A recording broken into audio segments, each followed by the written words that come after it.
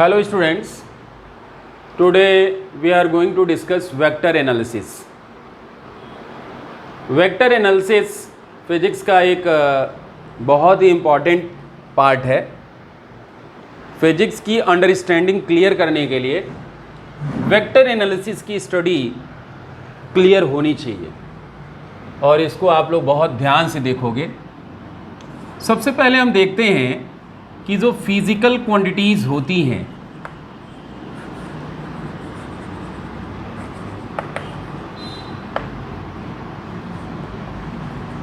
इनको कितने पार्ट में कैटेगराइज किया गया है.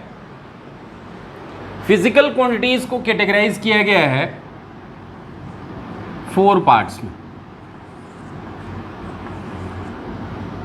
फिजिकल क्वांटिटीज़ को हम लोगों ने 4 पार्ट्स में कैटेगराइज किया है. जो पहले तरह की फिजिकल क्वांटिटीज़ हैं they are pure ratio. Those physical quantities which are pure ratio, that is they can be represented only by number, they have no unit, they are called pure numbers, pure ratio. Example के तौर पे आप relative density को देख लें. Relative density जैसे किसी substance का लिखना है, हमने लिखा हुआ है 13.6. इसका मतलब ये हुआ कि उस सब्सटेंस की डेंसिटी वाटर डेंसिटी के रेस्पेक्ट में 13.6 टाइम्स ज़्यादा है. तो इसमें रिलेटिव डेंसिटी में हमको किसी यूनिट की ज़रूरत नहीं पड़ेगी, सिर्फ और सिर्फ नंबर चाहिए. यूनिट भी नहीं चाहिए, डायरेक्शन भी नहीं चाहिए. रिलेटिव डेंसिटी ये प्योर रेशियो इस तरह के नंबर्स होते हैं. रिलेटिव डेंसिटी है, रेफ्रैक्टिव इंडेक्स है, ये सब चीज़ें प्योर रेशियो. दूसरे तरह की क्वांटिटीज़ होती हैं जिसमें मैग्नीट्यूड होता है, यानी उसमें न्यूमेरिकल वैल्यू भी होगी, यूनिट भी होगी, लेकिन डायरेक्शन की ज़रूरत नहीं होती है. They are called scalars. They are called scalars. Those physical quantities which have only magnitude, that is they do not have direction or there is no need of direction to represent those physical quantities, they are called scalars. For example, mass,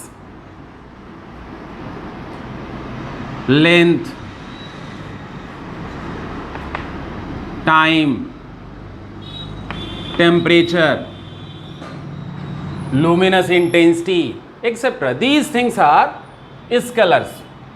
क्योंकि अगर किसी body का मास हमने लिखा हुआ है 2 kg, तो इसमें डायरेक्शन देने की ज़रूरत नहीं है कि ये 2 kg किस डायरेक्शन में है. कोई ज़रूरत नहीं है, ये कंप्लीट है अपने आप में. 2 kg किसी बॉडी का मास 2 kg है, आप बताओगे तो फिर कोई दूसरा इसके बारे में कोई क्वेश्चन नहीं करेगा. ये कंप्लीट है.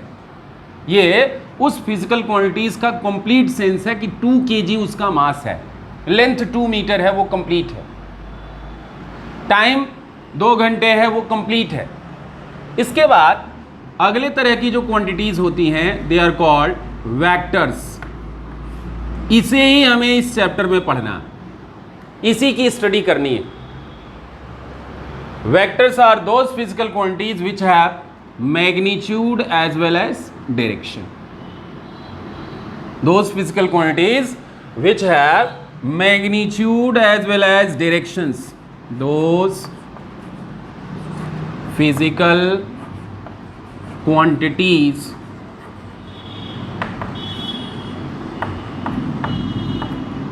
which have magnitude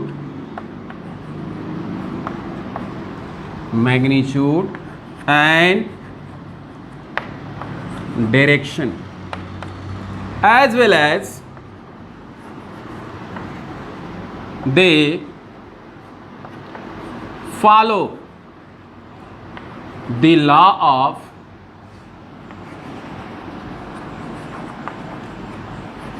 vector algebra or vector addition. You may say vector addition, are called vectors. यानी इसमें सिर्फ मैग्नीट्यूड नहीं, डायरेक्शन भी होना चाहिए, और इतना ही पर्याप्त नहीं है कि मैग्नीट्यूड हो और डायरेक्शन हो आप कह दो कि वेक्टर, ये इनसफिशिएंट डेफिनेशन होगी। जैसे ये कहा जाए कि those physical quantities which have magnitude as well as direction they are called vectors, तो ये डेफिनेशन, हाँ वेक्टर में मैग्नीट्यूड डायरेक्शन होता है, लेकिन सिर्फ मैग्नीट्यूड डायरेक्शन के बेसिस पे हम किसी फिजिकल क्वांटिटी को वेक्टर नहीं कह सकते हैं, उसे सेटिस्फाई करना पड़ेगा वेक्टर अलजेब्रा के लॉज को। जो वेक्टर अलजेब्रा, वेक्टर एडिशन का रूल है उसको सेटिस्फाई करना होगा, then only you can say that physical quantity is vector. For example displacement,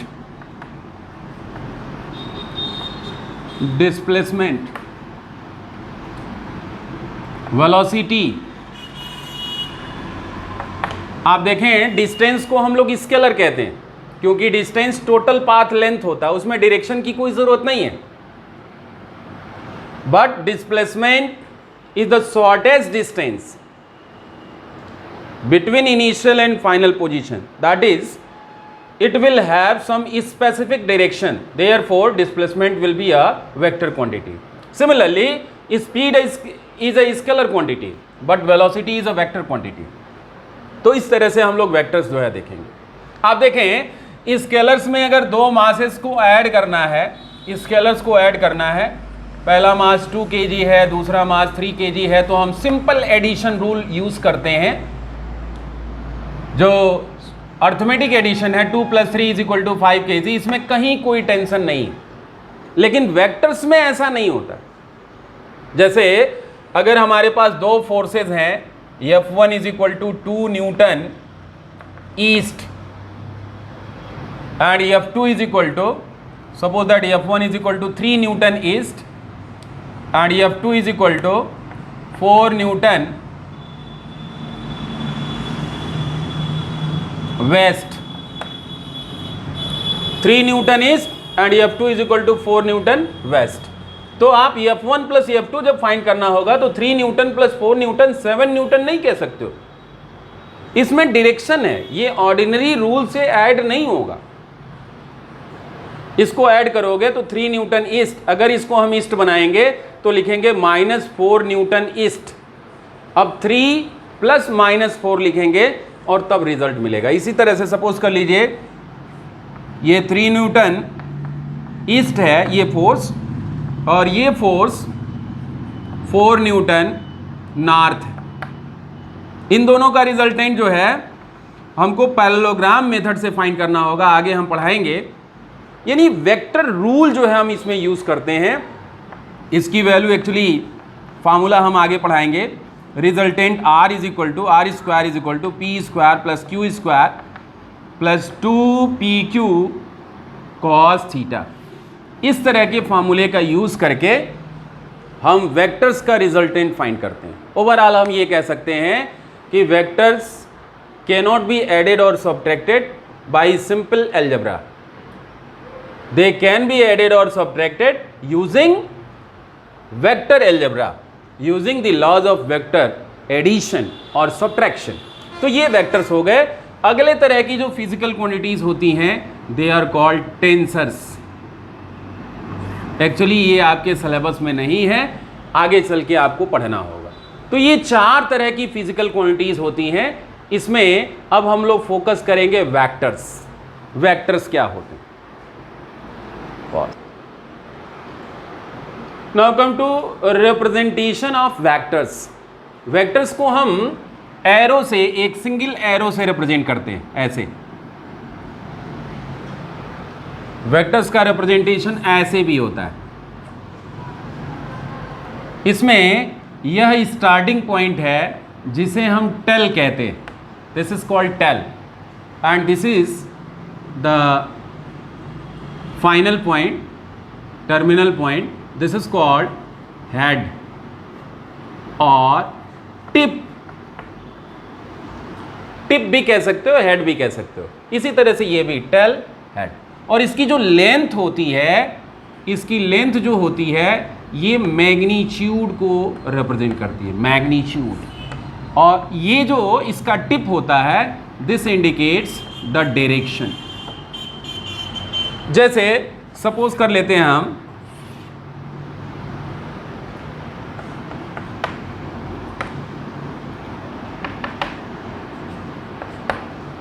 हम सपोज कर ले रहते हैं कि राम स्कूल के लिए सबसे पहले जो है इनके रिप्रेजेंटेशन के लिए हम एक स्केल बनाते हैं, एक स्केल एज्यूम कर लेते हैं। स्केल हर क्वेश्चन में ये स्केल अलग अलग होगा।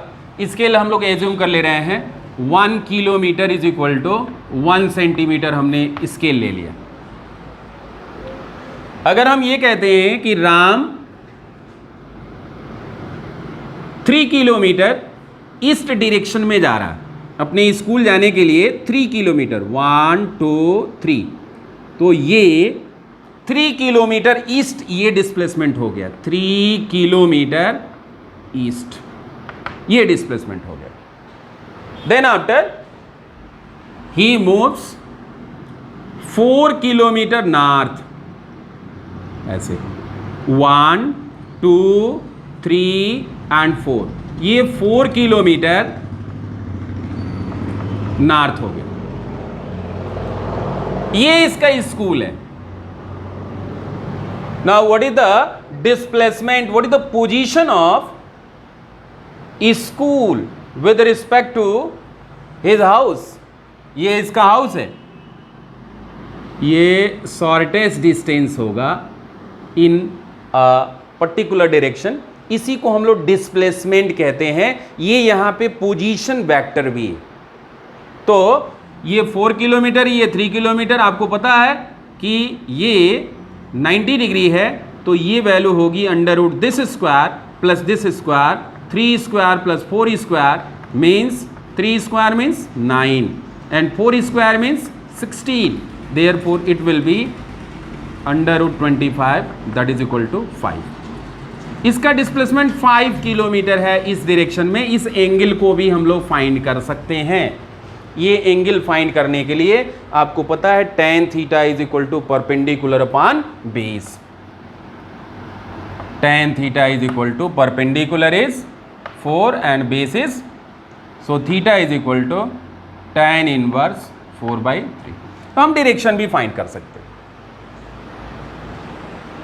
हम डायरेक्शन भी, ये ईस्ट से थीटा एंगल पे इसका रिजल्टेंट होगा। तो इस तरह से रिप्रेजेंटेशन होता है। Now come to depth vectors. Vectors कितने तरह के होते हैं इसको हम लोगों को समझना होगा। सबसे पहले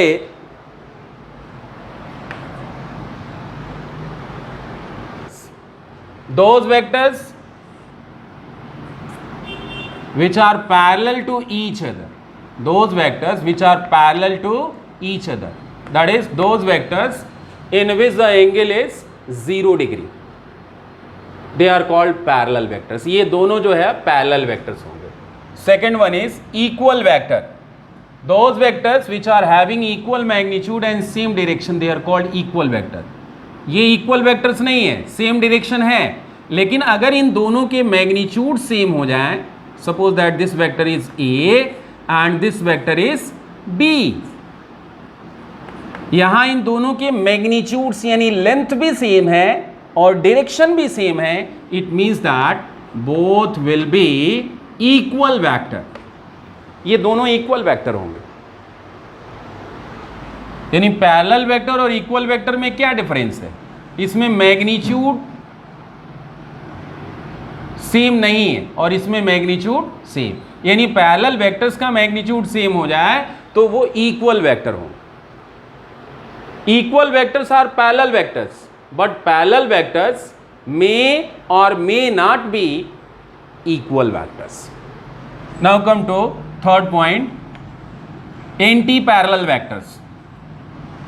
If the vectors are in opposite direction to each other, then they are called anti-parallel vectors। अब यहाँ मैग्नीट्यूड इन दोनों का सेम नहीं है, लेकिन जैसे ही आप एंटी पैरेलल वेक्टर्स का इसका डायरेक्शन ये है और जस्ट अपोजिट दूसरे का डायरेक्शन है, जैसे ही मैग्नीट्यूड सेम कर दोगे डायरेक्शंस अपोजिट हैं, then they will be called opposite vectors. Vector A is the opposite, यहां नेगेटिव साइन यूज करेंगे क्योंकि डायरेक्शन इसका opposite. Vector A is the opposite vector of B. Now come to unit vector. What is unit vector? Suppose that we have a vector like this, vector A. अगर इस vector के magnitude से इसे हम divide कर दें, इसको हम बोलते हैं मॉड वेक्टर A और मॉडुलस ऑफ वेक्टर A. इसका मैग्नीट्यूड, इसके डायरेक्शन से मतलब नहीं है, सिर्फ इसके मैग्नीट्यूड से हम डिवाइड कर दें तो जो मिलेगा वो मिलेगा ए कैप. इसी ए कैप को हम यूनिट वेक्टर कहते हैं. यानी यूनिट वेक्टर ऑब्टेन करने के लिए उस वेक्टर में उसके मैग्नीट्यूड से आपको क्या करना होगा, डिवाइड करना. सिर्फ उसके मैग्नीट्यूड से उसको डिवाइड कर देंगे तो हमें यूनिट वेक्टर मिल जाएगा. यूनिट वेक्टर का डायरेक्शन वही होता है जो उस वेक्टर, ओरिजिनल वेक्टर का. The vector having unit magnitude and the direction of the original vector, that is called unit vector. Unit vector can be obtained by dividing that vector by its own magnitude.